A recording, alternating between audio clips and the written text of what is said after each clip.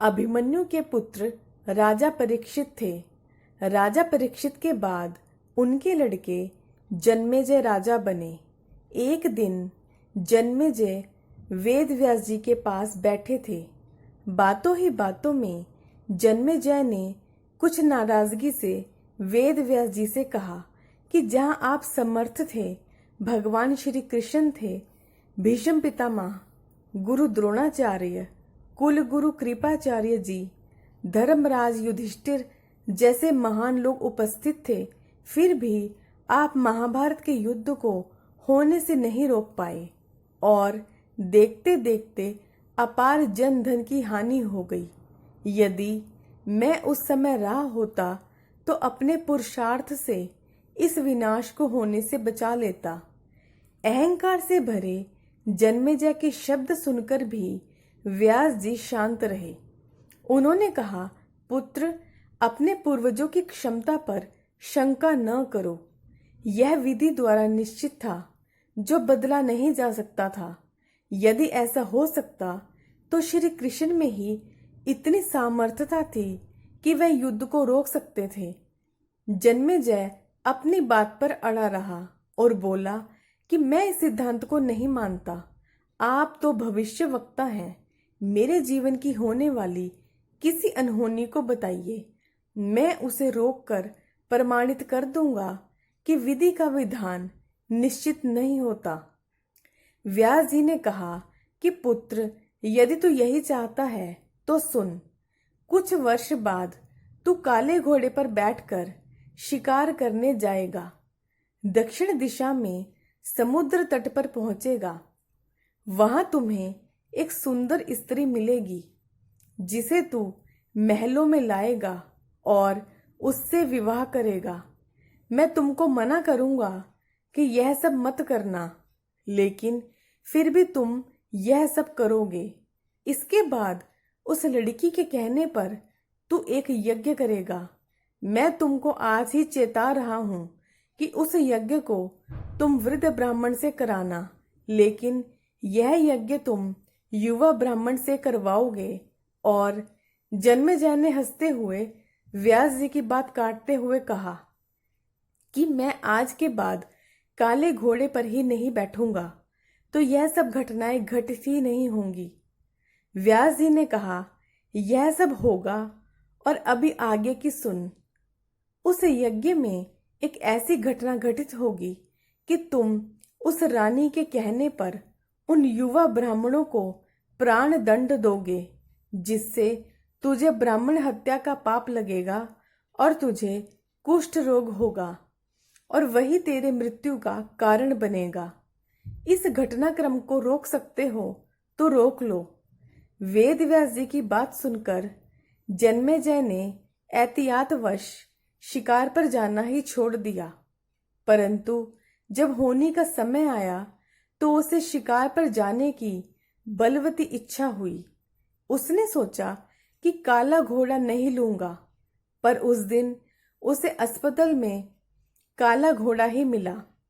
तब उसने सोचा कि मैं दक्षिण दिशा में ही नहीं जाऊंगा, परंतु घोड़ा अनियंत्रित होकर दक्षिण दिशा की ओर गया और समुद्र तट पर पहुंचा। वहां पर उसने एक सुंदर स्त्री को देखा और उस पर मोहित हुआ। जन्मेजय ने सोचा कि इसे लेकर महल में तो जाऊंगा, लेकिन शादी नहीं करूंगा। परंतु उसे महलों में लाने के बाद उसके प्यार में पड़कर उससे विवाह भी कर लिया। फिर रानी के कहने से जन्मेजय द्वारा यज्ञ भी किया गया। उस यज्ञ में युवा ब्राह्मण ही रखे गए। किसी बात पर युवा ब्राह्मण रानी पर हंसने लगे। रानी क्रोधित हो गई और रानी के कहने पर राजा जन्मेजय ने उन्हें प्राण दंड की सजा दे दी। फलस्वरूप उसे कोढ़ हो गया। अब जन्मेजय घबरा गया और तुरंत व्यास जी के पास पहुंचा और उनसे जीवन बचाने के लिए प्रार्थना करने लगा। वेद व्यास जी ने कहा कि एक अंतिम अवसर तेरे प्राण बचाने का और देता हूं। मैं तुझे महाभारत में हुई घटना का श्रवण करवाऊंगा, जिसे तुझे श्रद्धा एवं विश्वास के साथ सुनना है। इससे तेरा कोढ़ मिटता जाएगा। परंतु यदि किसी प्रसंग पर तूने विश्वास नहीं किया तो मैं महाभारत का प्रसंग रोक दूंगा और फिर मैं भी तेरा जीवन नहीं बचा पाऊंगा। याद रखना, अब तेरे पास यह अंतिम अवसर है। अब तक जन्मेजय को व्यास जी की बातों पर पूरा विश्वास हो चुका था, इसलिए वह पूरी श्रद्धा और विश्वास से कथा श्रवण करने लगा। व्यास जी ने कथा आरंभ करी और जब भीम के बल के प्रसंग सुनाए, जिसमें भीम ने हाथियों को सूंड से पकड़कर उन्हें अंतरिक्ष में उछाल दिया था, वे हाथी आज भी अंतरिक्ष में घूम रहे हैं। तब जन्मेजय अपने आप को रोक नहीं पाया और बोल उठा कि यह कैसे संभव हो सकता है, मैं नहीं मानता।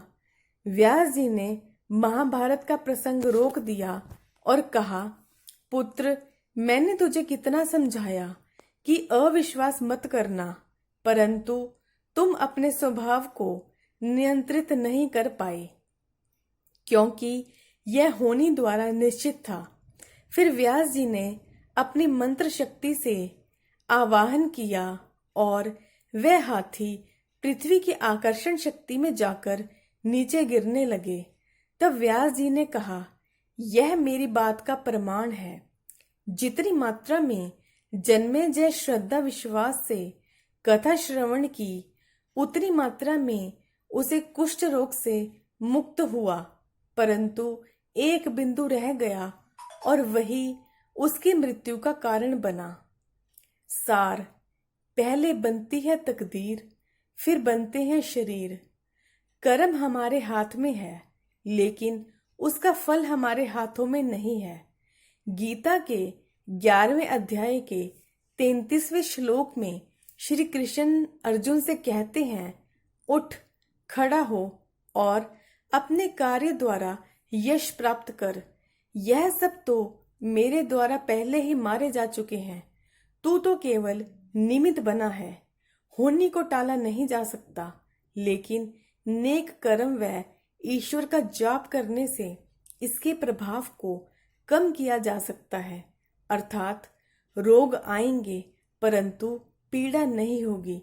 दोस्तों, आपको मेरी वीडियोस अगर पसंद आती हैं तो प्लीज़ मेरे चैनल को सब्सक्राइब कीजिए, वीडियो को लाइक कीजिए, शेयर कीजिए। धन्यवाद।